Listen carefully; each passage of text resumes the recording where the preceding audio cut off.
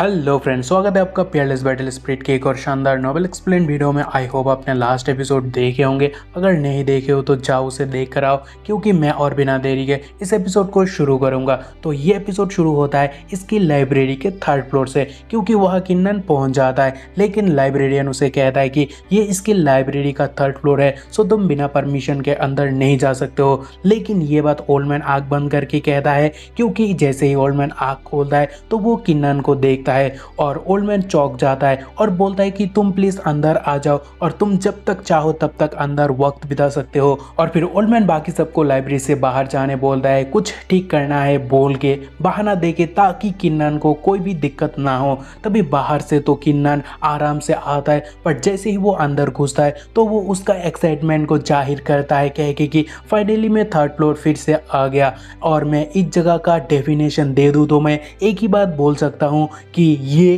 किसी हेवन से कम जरा भी नहीं है। और फिर आगे वो सोचता है ओल्डमैन शान के हिसाब से अर्थव्यवस्था कल्टीवेटर के ब्रेक थ्रू बहुत ही फटाफट होता है और अभी भी 10 दिन बाकी है मार्शल सर्पेंटिटी पेविलियन जाने में। और इन दिनों के दौरान मुझे यहाँ मार्शल स्किल को ऑब्जर्व करना होगा, ताकि उससे मुझे उसके बारे में और गंभीर समझ मिल पाए। तभी सीन चेंज होता है और कुछ लोगों को बातें करते हुए देखने को मिलता है। क्या तुमने सुना है कुछ दिनों पहले इनर एल्डर टोंग एक छोटी लड़की से मार खाया, और जब वो इंजर्ड हुआ तो वो लड़की सारे पिल को चुरा लिया। और बस यही नहीं, कुछ दिन पहले उसने डिसिप्लिन हॉल लीडर को भी लूटा।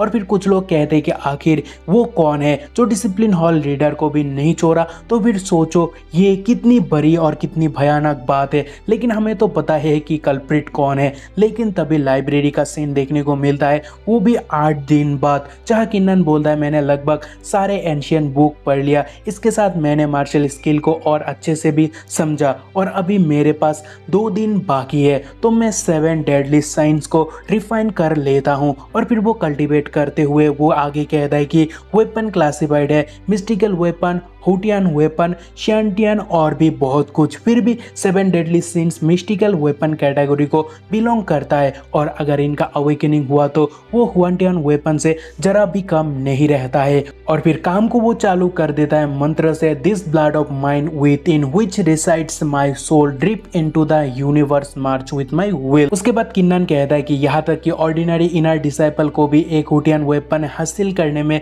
कठिनाई होती है, और द 7 ऑर्डिनरी सीन्स का तो कोई चांस ही नहीं है। उसके अलावा अगर उन्हें अवेकन किया जाए तो वो बस हुटियन वेपन होंगे, जिन्हें किसी भी ऑर्डिनरी वेपन से अधिक मजबूत एक विनाशकारी फॉर्मेशन में जोड़ा जा सकता है। सो अभी वक्त आ गया देखने के लिए कि मेरा ब्लड विल उन्हें मार्च होने देता है कि नहीं। और फिर किन्नन जी जान लगा देता है रिफाइन में, जहाँ कुछ देर बाद उसे अच्छी रिजल्ट भी मिलता है। सो वो खुशी से बोलता है कि फाइनली हो गया, आज के बाद 7 सेवर्स मेरे साथ फाइट करेगा। और फिर आगे वो बोलता है अगर मुझे फ्यूचर में मौका मिले तो मैं तुम्हारे सारे स्ट्रेंथ को रिस्टोर करूंगा और एक बार मैं फिर से तुम्हें हुटियन वेपन बना दूंगा। और फिर काम पूरा होने के बाद किन्नन कहता है कि अभी मेरे पास और ज्यादा टाइम नहीं है, सो मुझे अभी जाना चाहिए। सो मार्शल सर्पेंटिटी पेविलियन हियर आई कम। और फिर सीन चेंज होता है और आउटर डोमेन देखने को मिलता है, जहाँ सारे के सारे इकट्ठा हो चुके हैं, क्योंकि एल्डर ने सबको 10 दिन बाद वहां आने बोला था। उतने में किन्नन भी वहां पहुंच जाता है। तभी किन्नन को देखकर लोग बाग कहने लगते हैं, वो देखो किन्नन को जो आउटर डोमेन में फर्स्ट आया। तभी दूसरा पर्सन कहने लगते हैं कि ओ, उसे देखकर ये बता सकता हूँ कि वो बहुत एक्स्ट्रा ऑर्डिनरी है, सो इसमें कोई शक नहीं है, वो स्ट्रांग है। तभी एक लड़की कहती है वो सेकंड लेयर शैंटियन रियल्म ओपोनेंट को हराने में सक्षम है, वो भी हाफ शैंटियन रियल्म का होके। और एक बात, उसे देखकर ही मेरा दिल धड़क रहा है। जो सुनकर साथ वाला लड़का बोलता है कि तुम्हारी बाल लंबी है बट दिमाग बहुत ही छोटी, क्योंकि किन्नन एक अर्थव्यवस्था कल्टीवेटर है, सो असलियत में कैसे वो हाफ शैंटियन रियल्म का हो सकता है, बल्कि उसका ताकत किसी फर्स्ट लेयर शैंटियन रियल्म से जरा भी कम नहीं है। तभी एल्डर आके बोलता है साइलेंस, मैं हूँ मोकिंग, इनर डोमेन का थर्ड एल्डर, और मुझे आदेश मिला तुम पांचों को मॉर्टल सर्पेंटिटी पेविलियन ले जाने की। और फिर एल्डर किन्नन को देखकर बोलता है कि तो तुम हो किन्नन, तुमने जो भी किया उससे तुम मेरे इंटरेस्ट अपने ओर खींचे हो। जहाँ ग्रीटिंग के साथ किन्नन बोलता है कि ये मेरे लिए गर्व की बात है कि मैंने आपका इंटरेस्ट खींचा। और फिर मन ही मन किन्नन बोलता है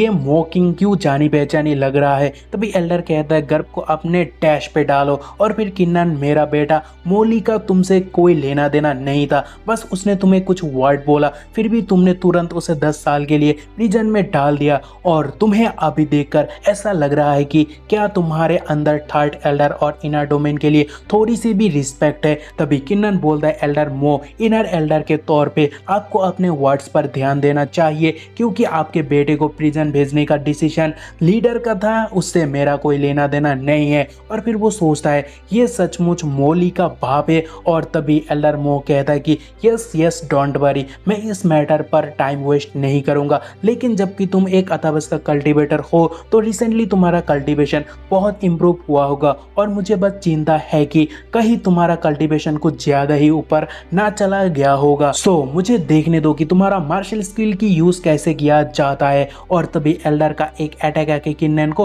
हिट भी होता है, जो देखकर बाकी दो भाई रिएक्ट करता है कि ये एल्डर सहन की बाहर है, क्योंकि उसने सीधा किन्नन को बिना बात के अटैक किया। तभी एल्डर बोलता है मैंने बस मेरे ताकत का 10% लगाया, फिर भी तुम्हें अटैक हिट हुआ, तुम्हारा रिएक्शन तो बहुत ही स्लो है, तुम्हें और प्रैक्टिस चाहिए तो क्लोजली देखो। और फिर एल्डर अटैक के ऊपर अटैक करता ही जाता है, जिसे किन्नन डॉज करने में लगता है, लेकिन अटैक फिर भी किन्नन को बुरे तरह हिट होता है और वो गिर जाता है। जिसके बाद वो कहता है मॉकिंग, मेरा कल्टीवेशन से तुम्हें क्या चाहिए। सो अगर तुम्हें बस मुझे टारगेट करना है तो तुम सीधा बोल सकते हो, क्योंकि मैं किन्नन काइंड पर्सन बिल्कुल भी नहीं हूँ। सो अगर आज आप मुझे ना मार पाए तो फ्यूचर कॉन्सिक्वेंसेस के लिए तैयार रहना, क्योंकि मैं रहम नहीं दिखाऊंगा। तभी एल्डर बोलता है रहम और मुझ पर तू तो इतना सा अटैक भी सहन नहीं कर पा रहा है, क्या बदला लेगा रे तू। और फिर एल्डर आगे कहता है लगता है अत्यवस्थिक कल्टीवेशन से कल्टीवेशन तुम्हारा इंप्रूव हुआ, लेकिन वो तुम्हारे अंदर बहुत कमियां भी छोड़ा, लेकिन चलो फिर भी मैं तुम्हें मदद करूंगा। आफ्टर ऑल तुम एक जीनियस हो, वो भी ग्रेट पोटेंशियल के साथ। सो आज मैं तुम्हारा डांडियन तोड़ूंगा, फिर उसे पेल से जोड़ूंगा ताकि तुम सब कुछ शुरू से सीख सको। लेकिन तभी